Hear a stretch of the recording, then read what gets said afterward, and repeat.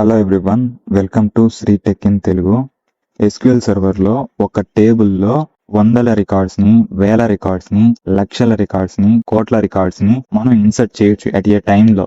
ఎలా అంటే కేవలం ఒక స్టోర్ ప్రొసీజర్ని యూజ్ చేసుకొని, అది కూడా ఒక్కొక్క కాలంలో విత్ డిఫరెంట్ వాల్యూస్. దీనికి కావాల్సిన రిక్వైర్మెంట్స్ వచ్చేసి ఇన్సర్ట్ చేసుకోవడానికి ఒక టేబుల్, అన్ని రికార్డ్స్ ఇన్సర్ట్ అవుతున్నాయి అని అంటే అక్కడ లూపింగ్ జరగాలి. లూపింగ్ జరగాలంటే ఆ లూపింగ్ టెర్మినేట్ అవడానికి కూడా ఒక కండిషన్ కావాలి. అలాగే ఇన్సర్షన్ జరగాలన్నా ఆ కండిషన్ ని బేస్ చేసుకునే జరుగుతుంది. మనకి నచ్చిన రికార్డ్స్ ని ఇన్సర్ట్ చేసుకోవచ్చు విత్ డిఫరెంట్ వాల్యూస్. స్క్రిప్ట్ అయితే నేను ఆల్రెడీ రాసి పెట్టేసుకున్నా. ఫస్ట్ ఒక టేబుల్ ని క్రియేట్ చేద్దాం. టేబుల్ నేమ్ వచ్చేసి అమెజాన్ సేల్స్. ఈ టేబుల్ ని క్రియేట్ చేస్తున్నాం. ఈ టేబుల్లో కాలం నేమ్స్ వచ్చేసి ఏదైనా ఒక ప్రోడక్ట్ కి ఐడి ఉంటుంది కదా, ఆ ఐడి కాలం ఒకటి. దీనికి వచ్చేసి ఐడెంటిటీ ఇచ్చేసాం. ఐడెంటిటీ అని అంటే ఆటో ఇంక్రిమెంట్ అవుతా ఉంటది కాలం యొక్క సీరియల్ నెంబర్ అనేది, అదే ఐడి నెంబర్ అనేది. దీనికి ప్రైమరీ కీ ఇచ్చుకున్నాం. అలాగే ప్రోడక్ట్ కి కోడ్ ఉంటుంది కదా, దానికి కూడా ఒక కాలం క్రియేట్ చేసాం. ప్రోడక్ట్ ప్రైస్ కూడా ఒక కాలం. అలాగే ఆ ప్రోడక్ట్ ని అమ్మిన డేట్ అంటే ట్రాన్సాక్షన్ డేట్. ఓకే, టేబుల్ వచ్చేసింది. దీనికి ఒక స్టోర్ ప్రొసీజర్ అనేది క్రియేట్ చేస్తే సరిపోతుంది. ఈ స్టోర్ ప్రొసీజర్ లో ఒక ప్రోగ్రామ్ లాగా, అంటే ఇన్ని రికార్డ్స్ మనకి ఇన్సర్ట్ అవ్వాలి అని చెప్పేసి ఒక కండిషన్ నుంచి ఒక ప్రోగ్రామ్ లాగా రాసుకుంటే దాన్ని బట్టి అది ఎగ్జిక్యూట్ చేస్తుంది లోపల ఉండే స్టేట్మెంట్స్ అన్ని. స్టోర్ ప్రొసీజర్ నేమ్ వచ్చేసి యూఎస్పి ఇన్సర్ట్ అమెజాన్ సేల్స్ అని ఇచ్చుకున్నాం. యూఎస్పి అని ఎందుకు ఇచ్చానంటే it is a convention for writing the store procedure names for user defined store procedures. U అని అంటే యూజర్ స్టోర్ ప్రొసీజర్. అలాగే మనం క్రియేట్ చేసింది కాబట్టి యూజర్ స్టోర్ ప్రొసీజర్. అదే సిస్టమ్ స్టోర్ ప్రొసీజర్ కి ఎలా ఉంటుంది అంటే SP__ అని ఉంటుంది. మనం క్రియేట్ చేసుకున్నాం కాబట్టి USP_ అని పెట్టుకున్నాం ఐడెంటిటీ కోసం. అదొక best practice for store procedure. Right set non count అనేది లాస్ట్ లో చూద్దాం. దీంట్లో వచ్చేసి 3 పారామీటర్స్ ని డిక్లేర్ చేసుకుంటున్నాం. ఫస్ట్ వచ్చేసి PR అంటే ప్రోడక్ట్ కోడ్. ప్రోడక్ట్ కోడ్ అనే పారామీటర్ ఒకటి, దాని సైజు, దానికి డిఫాల్ట్ వాల్యూ AZ1BLK. అలాగే ప్రోడక్ట్ యొక్క ప్రైస్, దాని యొక్క డిఫాల్ట్ వాల్యూ వచ్చేసి 1 అని ఇచ్చుకున్నా. అలాగే కౌంట్, దానికి వచ్చేసి 0 అని పెట్టుకున్నాం. ఈ లూపింగ్ అనేది జరగాలన్నాను కదా, ఆ లూపింగ్ వచ్చేసి వైల్ లూప్ లో సెట్ చేసుకుంటున్నాం. వైల్ లూప్ వచ్చేసి కండిషన్ ఫాల్స్ అయ్యేదాకా లోపల లూపింగ్ అనేది జరుగుతానే ఉంటది. ఎప్పుడైతే కండిషన్ వచ్చేసి ఫాల్స్ అవుతుందో అప్పుడు టెర్మినేట్ అవుతుంది. ఈ కౌంట్ లో ఎంత ఉంది? 0 ఉంది. 0 < 10,000 అని ఇచ్చుకున్నాం. అప్పుడు వచ్చేసి కండిషన్ అనేది మనకి ట్రూ అవుతుంది. లూప్ లోపలికి వెళ్తుంది. లూప్ లోపలికి వెళ్ళి అన్ని స్టేట్మెంట్స్ అన్ని ఎగ్జిక్యూట్ అవుతాయి. ఈ లూప్ కి బిగిన్ అనేది, ఎండ్ అనేది ఒకటి ఉంది. ఆ ఎండ్ బిగిన్, ఎండ్ ఇవి. ఈ స్టోర్ ప్రొసీజర్ కూడా బిగిన్, ఎండ్ అనేది ఉంది. ఈ స్టోర్ ప్రొసీజర్ సంబంధించిన బిగిన్ ఇది, అలాగే ఎండ్ ఇది. దీనికి వచ్చేసి వైల్ లూప్ లో మనం డిక్లేర్ చేసుకున్న ప్రోడక్ట్ కోడ్ కి వాల్యూ అనేది అసైన్ చేస్తున్నాం. ఎలా అసైన్ చేస్తున్నాం అంటే ప్రోడక్ట్ కోడ్ ఎంత ఉంది? Default value AZ1BLK. Product code కి ప్రోడక్ట్ కోడ్ నే వాల్యూగా ఇస్తున్నాం, ప్లస్ కౌంట్ కూడా ఇస్తున్నాం. కౌంట్ అని ఎందుకు ఇస్తున్నాం? క్యాస్ట్ అని ఎందుకు పెట్టానంటే కౌంట్ వచ్చేసి ఇంట్, అలాగే ప్రోడక్ట్ కోడ్ వచ్చేసి varchar. దీంట్లోకి కన్వర్షన్ చేస్తున్నాం. అందుకే క్యాస్ట్ అని పెట్టుకొని దాని బ్రాకెట్ లో, ఆ ఫంక్షన్ బ్రాకెట్ లో కౌంట్ అని ఇచ్చి దాని యొక్క డేటా టైప్ ఇస్తున్నాం క్యాస్ట్ అవ్వడానికి. క్యాస్ట్ అయితే అప్పుడు అది కూడా varchar అయిపోతుంది. కౌంట్ వచ్చేసి ఎంత ఉంది? 0 ఉంది. ఇది అసైన్ అవుతుంది. ఎలా అనంటే AZ1BLK అంటే వాల్యూ శాంపిల్ గా చూద్దాం. ఇక్కడ AZ1BLK 0, ఎందుకంటే కౌంట్ అనేది 0 కాబట్టి 0 అనేది కన్కాట్ అవుతుంది. దీనికి ప్లస్ సింబల్ ఇచ్చాను కదా. తర్వాత వచ్చేసి ప్రైస్ కూడా మనం వాల్యూని అసైన్ చేస్తున్నాం. సెట్ అంటే దానికి ఇన్షియలైజ్ చేయడం, ఆ వాల్యూని ఈ వేరియబుల్ కి ఇస్తున్నాం. ఆల్రెడీ ప్రైస్ ని ప్రైస్ కే ఇస్తున్నాం, ప్లస్ కౌంట్ కూడా ఇస్తున్నాం, అంటే కన్కాట్ చేస్తున్నాం కౌంట్ ని. ప్రైస్ ఎంత ఉంది? 1 ఉంది. ప్లస్ 0 అని అంటే 1 ప్లస్ 0 అని అంటే 1 0 ఎంత? 1 అవుతుంది. అందువల్ల 1 అని వస్తుంది. ఈ 2 వాల్యూస్ వచ్చేసి ఈ వేరియబుల్స్ లో ఉండే. ఇప్పుడు మనం టేబుల్లో రికార్డ్స్ ని ఇన్సర్ట్ చేస్తున్నాం. ఇన్సర్ట్ ఇంటూ టేబుల్ నేమ్, దాని యొక్క వాల్యూస్. కావాలంటే మనం ఇక్కడ వాల్యూస్ ముందర కాలం నేమ్స్ రాసుకోవచ్చు. ప్రోడక్ట్ ఐడి అవసరం లేదు, ఎందుకంటే అది ఆటో ఇంక్రిమెంట్. ప్రోడక్ట్ కోడ్ అవసరం, ప్రోడక్ట్ ప్రైస్, ట్రాన్సాక్షన్ డేట్. ఈ ప్రోడక్ట్ కోడ్ కి వాల్యూస్ లో మనం ఇక్కడ డిక్లేర్ చేసుకున్న వేరియబుల్ అనేది ఇన్సర్ట్ అవుతుంది. ఇక్కడ ఎంత ఉంది? AZ1BLK 0 అనేది ఇన్సర్ట్ అవుతుంది. అలాగే ప్రోడక్ట్ ప్రైస్ లో వచ్చేసి 1 అనేది ఇన్సర్ట్ అవుతుంది. ఈ ట్రాన్సాక్షన్ డేట్ వచ్చేసి ఈ గెట్ డేట్ ఫంక్షన్ దాంట్లో ఇన్సర్ట్ అవుతుంది. ఈ గెట్ డేట్ ఫంక్షన్ అనేది ఎలా ఉంటదంటే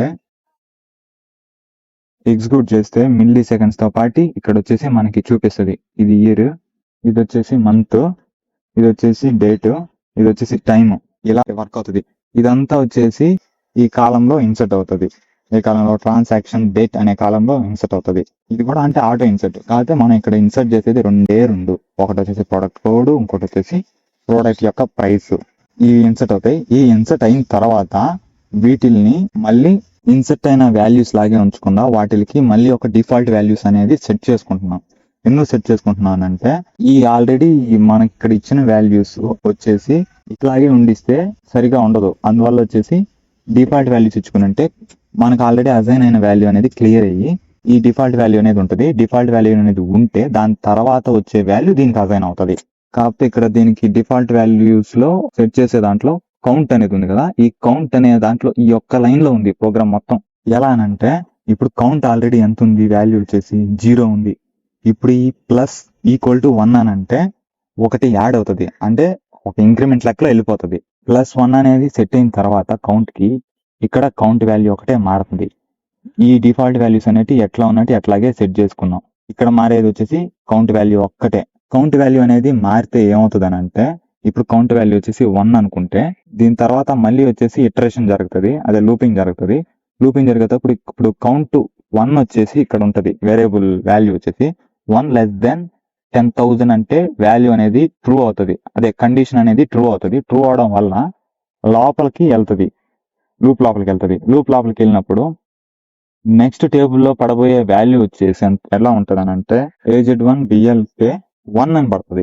కౌంట్ అనేది ఇందాక 0, ఇప్పుడు వచ్చేసి 1, అందువల్ల 1 అని పడుతుంది. ఇక్కడ వచ్చేసి ఆల్రెడీ ప్రోడక్ట్ ప్రైస్ అనేది ఇందాకలా ఇక్కడ 1 అనేది ఉంది ఆల్రెడీ ప్రోడక్ట్ ప్రైస్ అనేది. ఇప్పుడు ప్రోడక్ట్ ప్రైస్ కి మళ్ళీ కౌంట్ అనేది యాడ్ చేస్తున్నాం.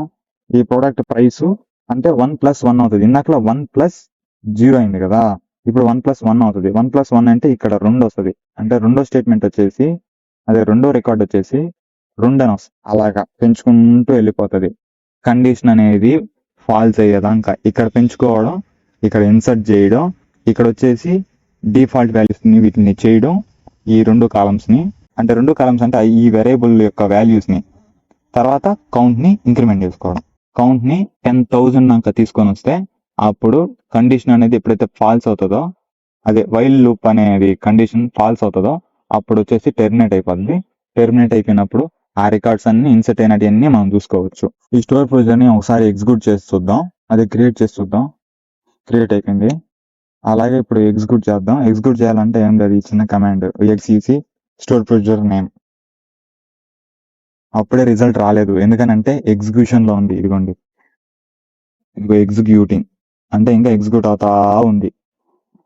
ఈ ఎగ్జిక్యూట్ అవుతా ఉండే దాంట్లో ఈ లోపల మనం ఒకసారి చూద్దాం. చూడలేం, ఎందుకనంటే ఇది ఎగ్జిక్యూట్ అవుతా ఉంది ఇంకా. ఇదిగోండి టైం అనేది చూపిస్తుంది. ఈ స్టోర్ ప్రొసీజర్ ఎగ్జిక్యూట్ అవడానికి 23 సెకండ్స్ పడుతుంది. ఇప్పుడు ఎగ్జిక్యూట్ అయిపోయింది. ఎగ్జిక్యూట్ అయింది కదా కమాండ్ సక్సెస్ఫుల్లీ. ఇక్కడ మామూలుగా టేబుల్ కి వచ్చేసి ఇన్ని కౌంట్ వచ్చేసి పలానా 100 రికార్డ్స్ లేదా 10,000 రికార్డ్స్ 1000 రికార్డ్స్ అనేది ఎఫెక్టెడ్ రోస్ అని పడుతుంది. ఈ ఎఫెక్టెడ్ రోస్ అనే మెసేజ్ రాకుండా మనం ఇక్కడ వచ్చేసి సెట్ నో కౌంట్ ఆన్ అని పెట్టాం కదా, కౌంట్ అనేది చేయదు అనమాట. ఇది ఒక స్టోర్ ప్రొసీజర్ యొక్క కన్వెన్షన్, స్టోర్ ప్రొసీజర్ రాసుకోవడానికి. దీనివల్ల మనకి ఏంటంటే ట్రాఫిక్ అనేది కొద్దిగా తగ్గుతుంది ఈ ఎగ్జిక్యూషన్ టైంలో.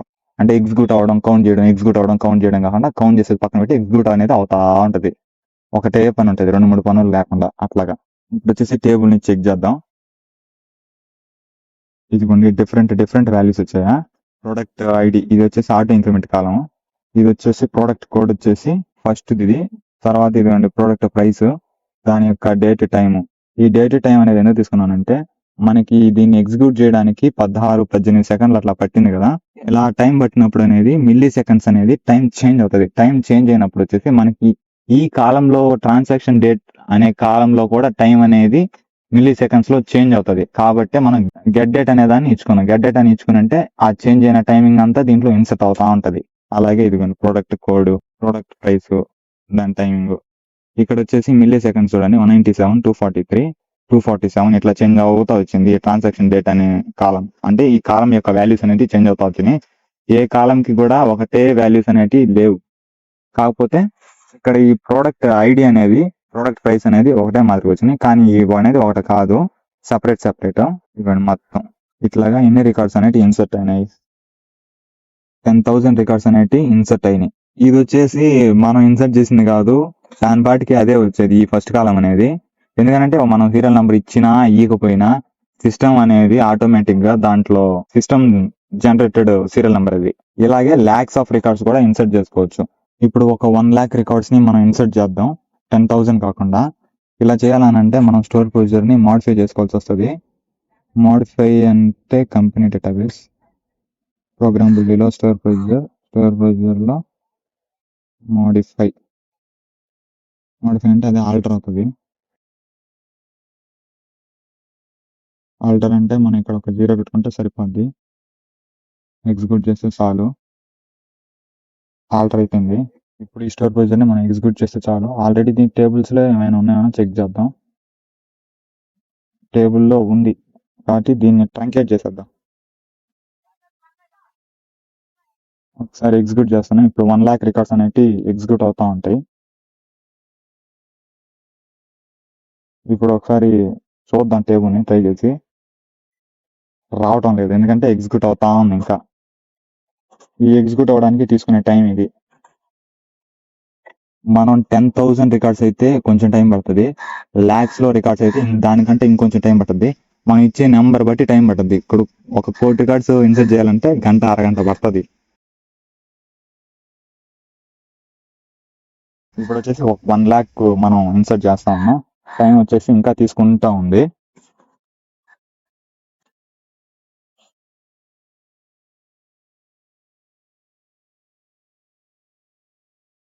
ఒక నిమిషం అయింది,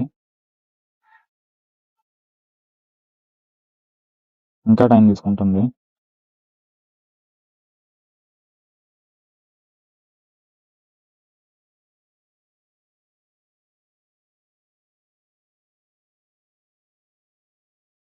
ఇంకా ఎగ్జిక్యూట్ అనేది అవుతానే ఉంది. ఇదిగోండి ఎగ్జిక్యూటింగ్ కొర్రీ.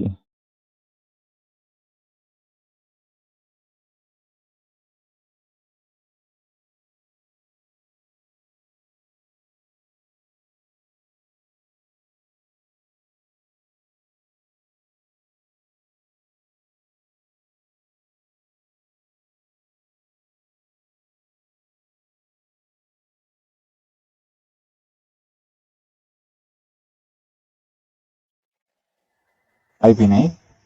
సార్ చెక్ చేద్దాం. ఇవి రికార్డ్స్ వచ్చేసి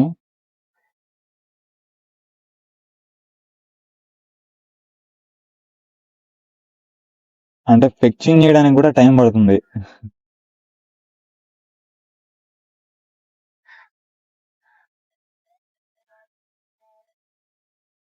ఇదిగోండి 1 lakh records with different time stamps, product prices, product code. ఇలాగా టేబుల్లో మనకి నచ్చినన్ని రికార్డ్స్ ని మనం ఇన్సర్ట్ చేసుకోవచ్చు. మనకి ఎంత నెంబర్ కావాలో ఆ నెంబర్ వచ్చేసి కౌంట్ దగ్గర ఇస్తే సరిపోతుంది. ఇలా కాదు, మనకి ఇంకా అన్లిమిటెడ్ గా రికార్డ్స్ అనేవి ఇన్సర్ట్ చేసుకోవాలి అని అనుకుంటే స్టోర్ ప్రొసీజర్ ని మాడిఫై చేసేస్తే కండిషన్ దగ్గర కొద్దిగా మారిస్తే సరిపోతుంది. అది వచ్చేసి 1 = 1 ఇస్తే సరిపోతుంది. ఈ స్టోర్ ప్రొసీజర్ అనేది ఎగ్జిక్యూట్ అయిపోయింది, అంటే సేవ్ అయింది, ఆల్టర్ చేసాం కాబట్టి. ఇప్పుడు వచ్చేసి ఒకసారి టేబుల్ ని ట్రంకేట్ చేద్దాం. ట్రంకేట్ చేసాం, టేబుల్ ఏమైనా ఉన్నాయో చెక్ చేద్దాం. టేబుల్ ఏం లేవు, మొత్తం ఖాళీ. ఇప్పుడు స్టోర్ ప్రొసీజర్ ని ఎగ్జిక్యూట్ చేద్దాం. స్టోర్ ప్రొసీజర్ అనేది ఎగ్జిక్యూట్ అవుతా ఉంది. ఇదిగోండి టైమింగ్ పడతా ఉంది కదా. Query executing query. ఈ 1 = 1 అనే కండిషన్ ఏంటంటే ఆల్వేస్ ట్రూ, అంటే ఎప్పుడు ట్రూ అవుతానే ఉంటుంది.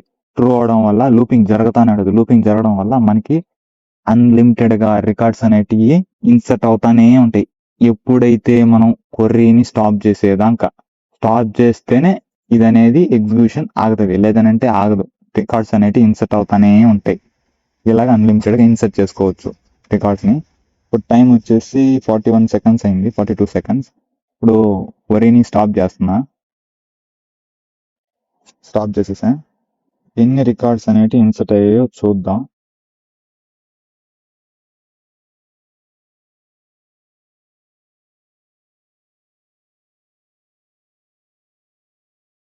$25,000 అయ్యాయి.